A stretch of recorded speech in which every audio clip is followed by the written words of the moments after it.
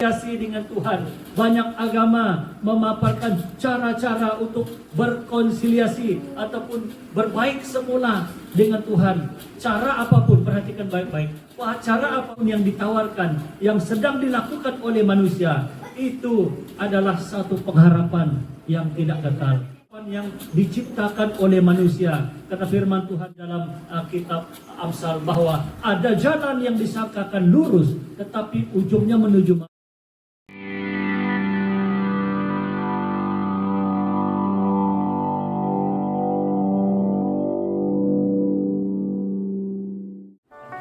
ini. Kita tahu bahwa untuk segala sesuatu itu ada waktunya. Itulah kata firman Tuhan. Untuk apapun di bawah kolong langit ini ada waktunya. Ada waktu kita lahir dan juga ada waktu kita akan dipanggil oleh Tuhan. Tetapi satu hal, ada berita baik untuk kita.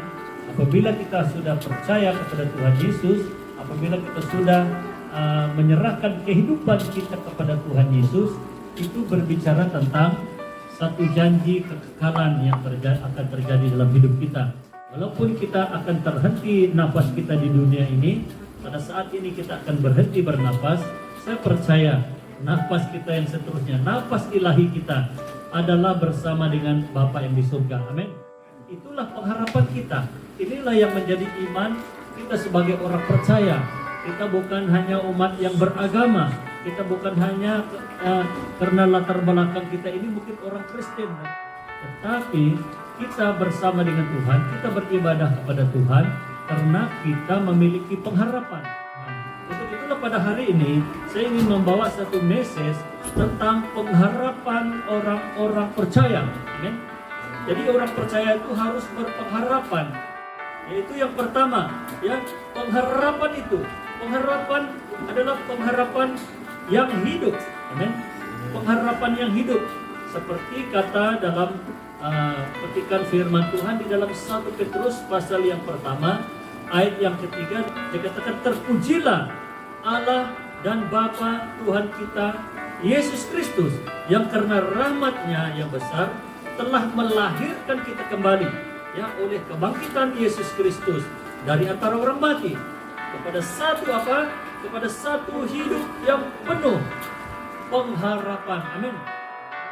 40 hari daripada sekarang kita akan merayakan, mengingati ke hari Paskah, ya. Kalau kamu belik-belik, kamu punya kalender, kalau kamu lihat kamu punya tarik, mungkin ada yang di dalam handphone, yang di dinding dan sebagainya. Kamu perhatikan, kurang daripada 40 hari daripada hari ini kita akan merayakan perayaan yang paling utama, sebenarnya paling penting. Saya ingin mengajak jemaat, saya ingin mengajak setiap orang percaya supaya kita memiliki satu kesadaran, satu sikap di mana kita harus mempersiapkan diri kita, ya. Kalau bukan karena dia bangkit, kalau karena bukan dia mati, kalau karena bukan dia dikuburkan dan mati, sia-sialah iman kita pada hari ini. Untuk itu, ya, perayaan Paskah pada tahun ini, kita tidak tahu adakah kita berpeluang untuk berkumpul begini ataupun berkumpul di gereja, ya.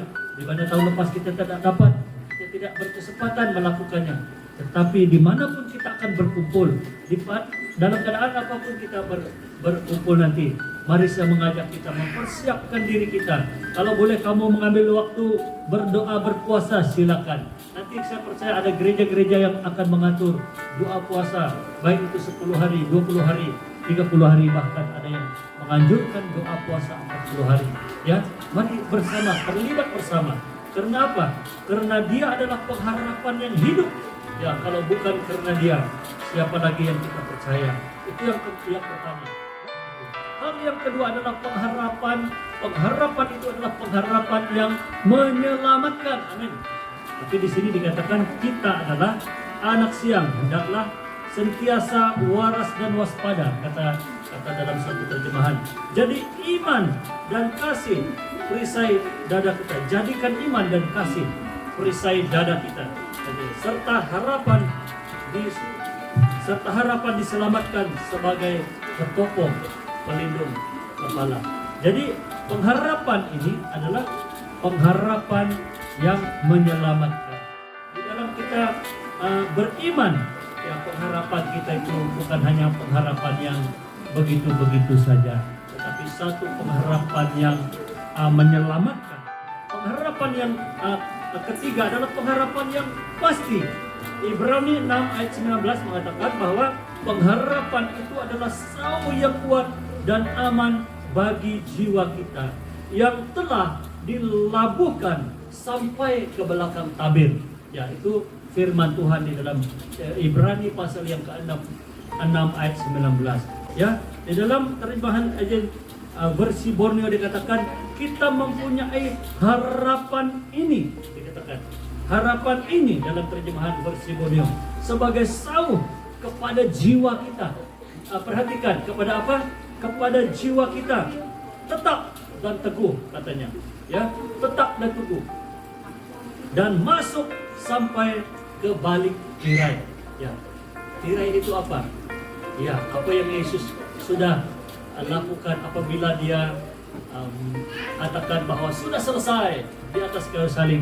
Dikatakan bahwa tirai itu terbelah dari atas sampai ke bawah, sehingga kita yang manusia yang biasa-biasa ini, ya, boleh langsung dapat berhubung dengan Tuhan.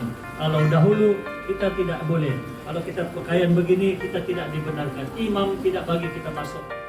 Roma pasal yang ke-8 dikatakan begini, ya, dalam yang kelima dikatakan pengharapan itu tidak kelihatan, ya. Pengharapan yang dilihat bukan pengharapan lagi, katanya, ya. Melalui harapan ini kita diselamatkan, tetapi harapan yang dilihat bukanlah harapan. Siapa yang mengharapkan apa yang sudah ada padanya? Ya, dalam arti kata yang lain, ya, dalam berpengharapan itu hal yang tidak kelihatan. Apabila dia tidak kelihatan, kita terus berpengharapan, kita terus mengharap, kita terus menaruh iman percaya kita, ya. Amin. Itulah sifat daripada pengharapan itu.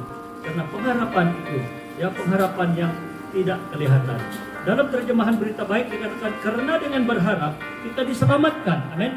Karena dengan berharap.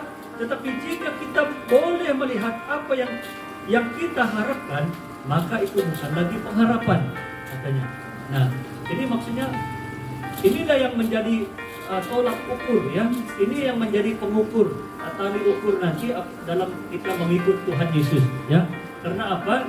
Ada orang yang percaya karena dia melihat. Tetapi berbahagia kalau kita tidak melihat tetapi terus percaya dan terus berjuang dan terus menuju kepada garis penamat di dalam larian iman kita. Perhatikan bahwa sifat yang seterusnya tentang pengharapan itu, pengharapan yang penuh dengan bahagia.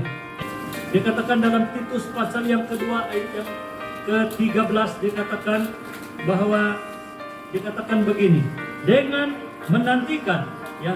Saya lagi senang kalau membaca ini daripada ayat yang ke-11. Ayat yang ke-11. Ya, saya akan baca daripada ayat yang ke-11. Dikatakan karena kasih karunia Allah yang menyelamatkan kamu semua manusia sudah nyata. Ya, 12, yang mendidik kita supaya kita meninggalkan kefasikan dan keinginan duniawi, dan supaya kita hidup bijaksana, adil, dan beribadah dalam dunia sekarang ini dengan menantikan penggenapan pengharapan kita. Amin. Inilah janji bagi kita agar jangan putus harap, ya, jangan putus asa apabila kita mengikuti Tuhan. Dan yang terakhir dalam surat Titus juga, saya ambil dari dalam surat Titus pasal yang ketiga ayat yang ke-7, dan saya juga akan membaca 2-3 ayat yang sebelumnya, ya. Dikatakan bahwa saya akan baca daripada ayat yang keempat, ya.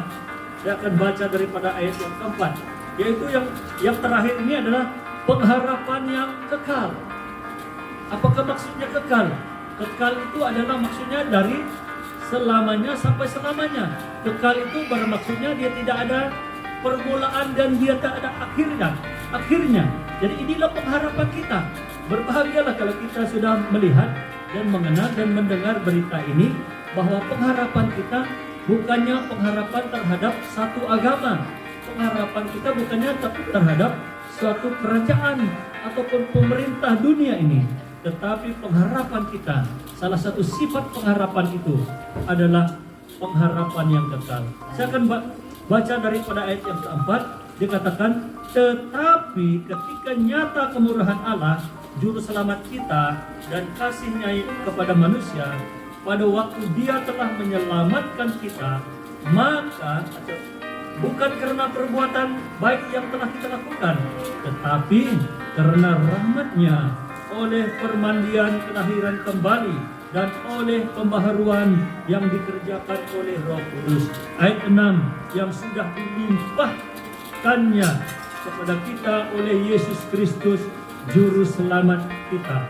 Dan ayat yang ketujuh, supaya kita sebagai orang yang dibenarkan oleh kasih karunia berhak menerima hidup yang kekal sesuai dengan pengharapan kita. Amin. Jadi pengharapan kita itu bukan berharapan terhadap satu individu, satu tokoh agama, ataupun satu artis. Harapan kita adalah kepada yang kekal. Amin. Yang dari selamanya sampai selama-lamanya, yang daripada Alfa dan Omega, yaitu yang kekal, seperti yang dikatakan oleh firman Tuhan di dalam Titus pasal yang ketiga ayat yang ketujuh ini. Dikatakan bahwa oleh rahmat-Nya kita berbaik semula. Wah, ini maksudnya ini satu rekonsiliasi orang yang berdosa dengan penciptanya, yaitu dengan Allah. Dahulu kita tidak punya peluang, kita tidak punya daya, kita tak punya cara. Walaupun pada hari ini banyak manusia ingin berkonsiliasi dengan Tuhan, banyak agama memaparkan cara-cara untuk berkonsiliasi ataupun berbaik semula dengan Tuhan.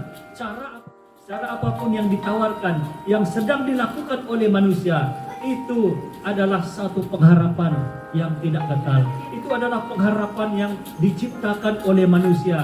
Karena firman Tuhan mengatakan di dalam kitab Amsal bahwa ada jalan yang disangkakan lurus, tetapi ujungnya menuju maut.